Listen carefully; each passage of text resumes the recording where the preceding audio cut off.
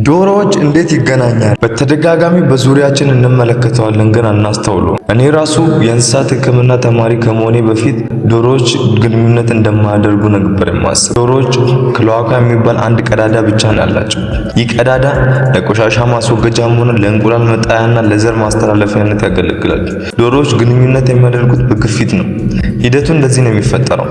አውራ ዶሮ በሴቷ ዶሮ ጀርባ ላይ ይወጣል። ሴቷ ዶሮ ጭራዋን ወደ ጎን በማድረግ የራሷን ክሎአካ ትከፍታለች። አውራ ዶሮ የራሱን ክሎአካ ከሴቷ ጋር ያነካካል። ይህ ቅጽበታዊ ንክኪ በሳይንሱ አጠራር የክሎአካ መሳሳም ይባላል። በዚህ ሰዓት አውራ ዶሮ የዘር ፍሬውን ወደ ሴቷ ያስተላልፋል። የዶሮዎች ግንኙነት በጣም ፈጣን ነው። አብዛኛውን ጊዜ ከጥቂት ሰከንዶች በላይ አይፈጅም። ብዙውን ጊዜ ከ10 ሰከንድ ያነሰ ነው። ንቃተ ህሊና በሉት። እርግጠኛ ነኝ በዙሪያችሁ ዶሮ ካለ ይህንን አጋጣሚ አይታችሁ አልፋችኋል። ይህንን ቪዲዮ አይታችሁ ብቻ አጥላ ሰብስክራይብ በማድረግ ይህንን ቤተሰብ ይቀላቀሉ።